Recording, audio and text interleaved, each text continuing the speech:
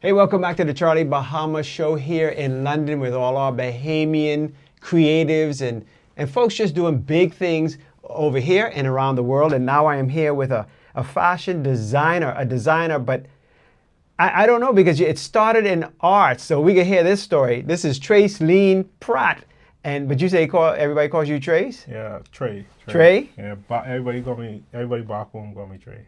But that name Traiceline is cool. I mean, for a designer, that's already like the brand or the label name. But how'd that name come about, Traiceline? Yeah, I mean, the name really came about with my parents just having a small dispute. So my old lady, she have three boys, and she just really wanted a girl. By the time it was my turn, and she was hoping for a girl. The doctor actually told her like it was a girl who was coming, and she was obsessed with Celine Dion as well. So she had this set that she would have a girl and she'd name her Celine.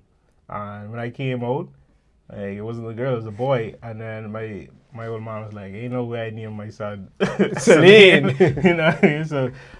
So like he wanted to name me Trey, and then she still wanted the Celine. So then they just decided to, you know what, like just put it together, and then that's my name. Traiceline. Yeah. Hey, that's how Bahamians used to name from Yeah. way back. You know, it's either Yeah, the father and the mom. They just put the name together. So that's good. But that's a cool name. Yeah, I appreciate it, man. Yeah, cool name. Now, like I said in the beginning, you know, fashion. You're in fashion design, but talking to you before we went on, it's not just fashion. It's just creative. Mm-hmm. So how did the road to fashion start for you? Yeah, so I mean, I started off in doing fine art. So both my parents, they're in the creative industry. My father and my mother, both of them do visual display and window display. They've been decorating John Bull for like, more than 30 years now. Wow. And John Bull on point, so they're doing a good job. So they're the ones that decorate John Bull for more than 30 years now. So it was always in my family just to like be creative. My dad, he's an artist as well, so he has his own practice in terms of like painting and drawing. And what's his name? His name is Livingstone Pratt. That's right. So like he's had well established artist in the Bahamas.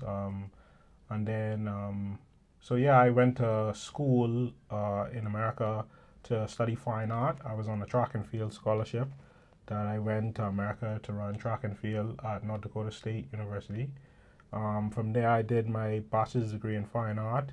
And then I think like coming down to the end of the degree, I just told myself like, I did everything that I wanted to do in art, and it was just a bit of like a shift. But I think now that I'm older, I think I realized that it wasn't the fact that I did everything that I set out to do in art. I think art became so natural to me, and on top of that, I just didn't want to be the same thing my father was. You know what I mean? So I was like, listen, like, it's a switch, you know. So I literally just talked to my professor at the time. Her name is Dr. Ann Bratton, and I talked to her and I asked her, you know, like where should I go? And then she was like, okay, if you don't want to stay in art anymore, I think the next best thing was fashion. And I realized as well, it's like I had this saying in my head like, not everybody has a Picasso in their house, but everybody has a T-shirt. You know what I mean? So it's like that type of thinking that I had, and so I guess I did what I would do, and I just went on Google and I typed up best fashion schools in the world, and like the school Central St. Martin's came up, and I applied with like this art portfolio, just a bunch of paintings, and then like a 40-page manifesto, just like telling, I guess, like professing what I think the creative world should look like and how people should like approach creativity. And I applied, and I didn't get in. You know what I mean? Because like, I didn't get in, and that was heartbreaking for me. But just tried to figure out like, okay, like what's the next best thing for me? And then the school was offering a short course and to like understand the entry level into fashion, very like quick couple month short course. So I applied for the short course, and I went in.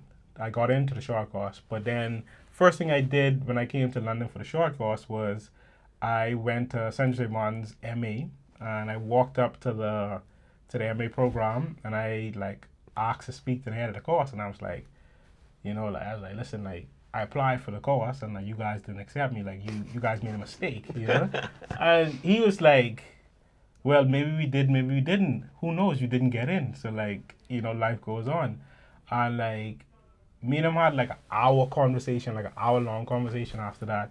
And like he literally told me he remembered my portfolio. And he's like, what do you think this is? Like you submitted like a bunch of paintings, you know what I mean? But he's like, what was really interesting is like that manifesto. He said, I read that.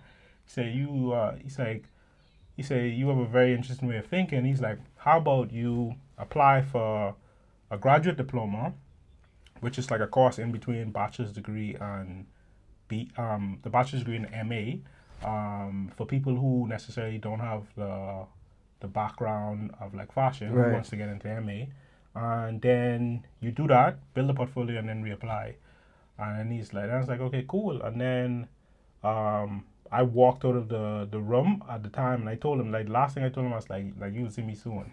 And yeah, and like that's kind of like the start of it. And I mean, obviously, as we go through this interview, like I guess you'll get more to me of like the journey of like that. Yeah, because it seems to be a thing with you is like, and it's that innate chutzpah you have, right? Is like, that's what I want, I'm gonna get it, right? Because then from there, you told me the story going into the club and running into, Virgil Abloh, yeah. I mean, and for those people out there, Virgil is now passed now, but Yeah, so I mean, Virgil Abloh, he was for years, obviously, he was like the creative director of Kanye's like Kanye's old image, you know what I mean? So his like Yeezy, Donda, and then like after years of being that, Virgil kind of just drifted and just started Off-White. And once he started Off-White, like Off-White became like this cult, like this cult like clothing brand, and then fashion really couldn't deny what he was doing, like his presence. So they did what they did, and they offered him the creative director job at Louis Vuitton. And yeah, like I guess like that's Virgil. And I guess like what we're seeing now in fashion in terms of like just this youthfulness of like clothing, and like this more everyday stylistic approach to clothing. Like me personally, I don't know if anybody else would agree, but me personally, like guys like Virgil and then Kanye and then like Martine Rose, like these are like the starters, like Kim Jones as well. Like these guys are the foundation of like what we're seeing fashion is now. Right. Because fashion is very elitist, like everything was about couture dresses and like these very like high standard clothing Right. that became elitist, you know what I mean, and very like exclusive. Scarcity is fashion's like biggest provider, but then like these guys came in and they kind of just like say, hey, listen, like we want to be a part of this too, but seeing that you guys don't want us a part of this, we're gonna make some clothes, and then we're gonna throw a party, and then we're gonna basically bring a community together, and then the community is gonna uplift us, Right. and then you guys have no other choice but to accept Right. us. Now, but so that's Virgil. I ain't hear about Virgil no more. But now you know how big Virgil was. So that's why when I tell you the chutzpah, because you run into this man who is up here and Yeah, like I ran him into this club called Fabric. It was like Virgil, some rappers, and then like these two DJs, Benji B and Judah, who became like very big mentors of mine throughout this whole process. But like I ran into Virgil into the club, and like I tapped him on the shoulder, like this, like I'm 5'9", and this guy like 6'3", 6'2", something like that. Tapped him, and I was like, hey, listen, like I'm gonna be the next big thing in fashion. Like you need me. And he's just like looking at me like, okay, like okay, cool, yeah, like good man. But it's like he was going to start DJing as well, because he's a DJ. So it's like I don't like what conversation are we having in the middle of the club right now, And mind you, I had no like I just came from art. I didn't even have a portfolio. I didn't even sew a garment as yet. So it's like who am I to like say that? But like that's just how I felt at the moment. So I felt that I should have said that to him. Well, this is the thing. Like you said, your manifesto. Like I almost just meeting you, because I just met you a little while ago, right? But meeting you and listening to you with the manifesto and the way you go up to people, you have it in here. I think you're bigger than fashion, right? Like you're creative. So you could almost go into any creative genre and just say, hey, I'm the next big thing, right? Because, you know, clothing is creative. You design, I mean, and you know, we come from the Bahamas. Bahamian seamstresses, they could sew good, right? They might not have the creativity, but they could sew on point, right? So it's the creative part that you know is the seed per se, and what you have. Now you go to St. Jose Martin, the masters, right? To get your so how did that you know happen? Because and also if you want, thank some people along the way, because it took a lot more than just your chutzpah to get you there. Also, you know, it's financially daunting. Yeah. So I mean, getting into St. Martin's was like this challenge, you know, because like now I ran with these guys for like basically a year, and then came back to London. But before coming back to London, before like actually properly getting into St. Martin's, like I got in, but then COVID hit. And then I couldn't go because I was like, you know, what sense going to a fashion school and you have to do it online? So I was like, I'll wait. COVID passed, I reapplied, and then they remembered my portfolio, so I didn't even have to like submit my portfolio into the graduate diploma. So now, like, I'm very like optimistic, you know, like I applied for the school, like I don't know where this money coming from, you know, but I was like, listen, like the first step is just getting into the school. So got into the school. And then, like I said, my parents, they do visual display and like, you know, all these window display and stuff like that. They were doing work at a very well-respected family in the Bahamas. And then, but I'll say who they are, but like I'll start off with that. But then like I was doing the work, and then the wife of this very respected family, she just got interested in me, and she started asking me about my life and stuff like that. I started explaining to her.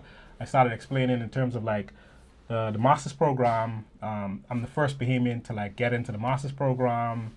The program is like acceptance rate of 2%. You know what I mean? Like, and the program has birthed like basically the biggest fashion designers, you know, in the industry.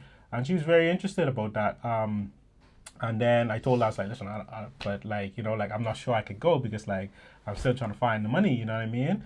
And she was like, okay, cool. And this lady her name is Lady Sharon Wilson. And and she was like, okay, no problem. And she's like, anyway, nice talking to you. And then she just like went on about her business, you know? And like the next day she called my mother and she's like, hey, could you send Trey back to the house? Like, I'd like to speak with him.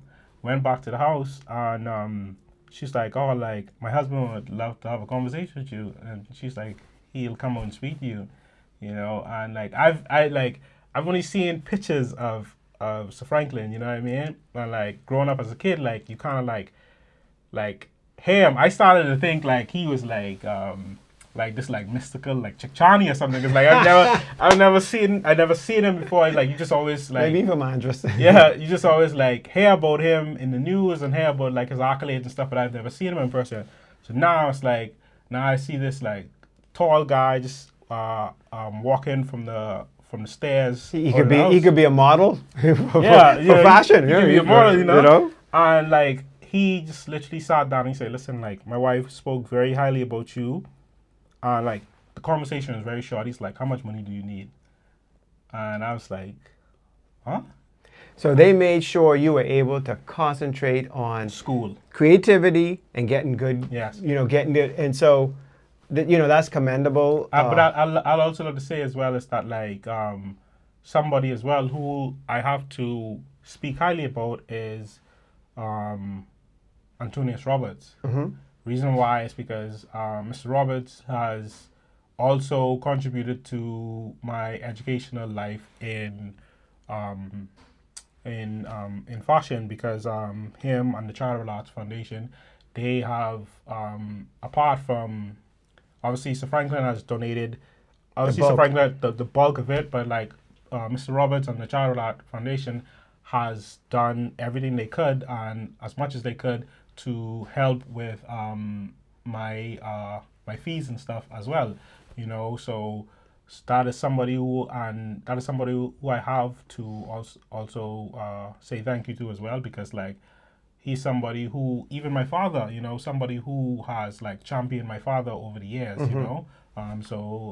yes, Mr. Antonius Roberts, like, and what he's doing for like the art community in the Bahamas and the youth is like commendable. So like, yes, hats off to Mr. Roberts. Yeah, for sure. I mean, it's people like that the next generation, because then, you'll be expected to pay it back too. But I think just from meeting you, the underlying thread with you is because everybody meets you, and whatever you say or they feel that passion, they see you're able to show them, the creative future from the start, right? Virgil, getting into CSM, and then Lady Wilson, right? You just drew them in, and because people don't, I'm sure they get hit up by a lot, but they could see it in you, that spark. So that's something. So we know your line and whatever you do is going to be big. So you have already the name of your line and everything that you go with? Or? So I just decided to like take myself out of the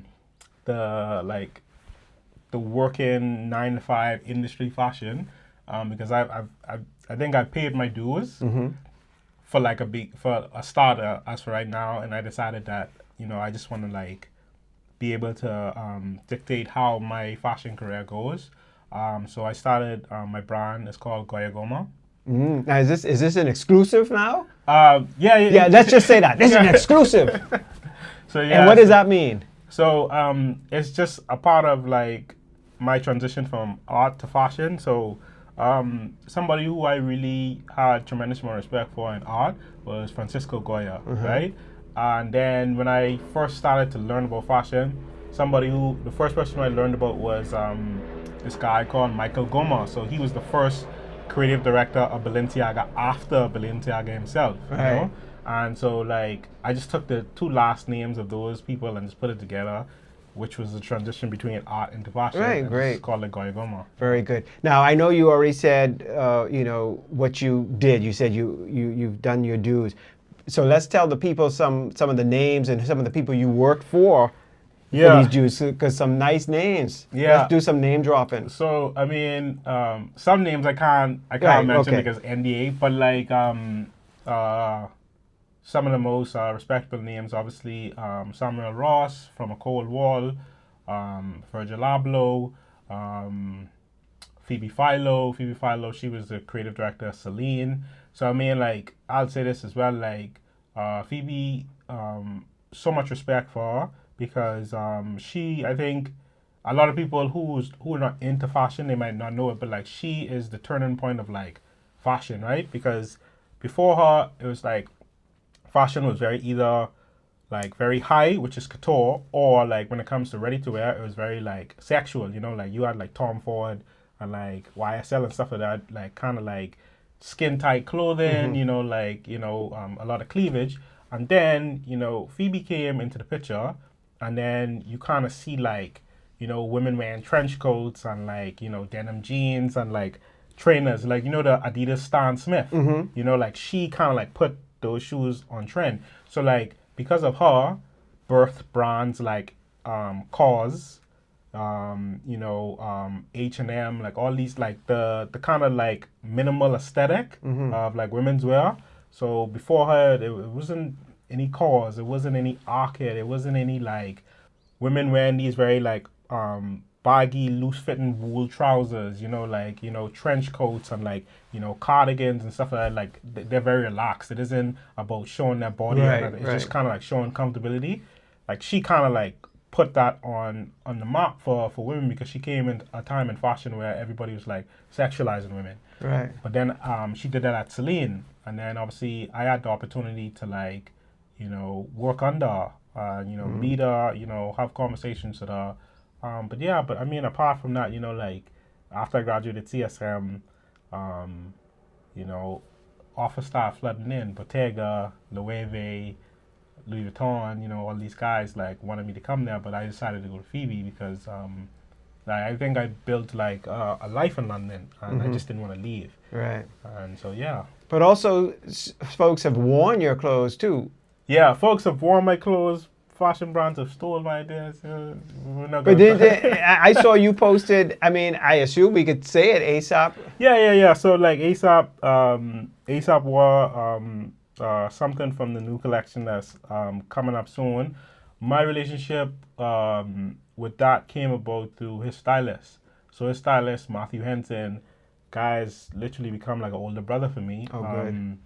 He saw my work through social media, and he just reached out to me. And Matthew is like the guy in like fashion for styling right now, you know. So he's like the stylist for Louis Vuitton as well, and reached out to me and is like, hey, like, really huge fan of your work. And it didn't start off like, oh, like, could you do something for me? It started off like he was just saying, really like your work, you know what I mean? And then from there, me and him just like kind of like became like good friends, you know, like just like kind of like texting, hanging out and stuff like that. And then he's like, hey, like, would you want to do like a project with me? And I was like, okay, cool.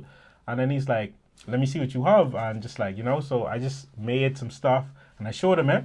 And he was like, okay, let me get that, and that. And he paid for it, like, Whoa. you know, paid for everything. And I was like, okay, cool.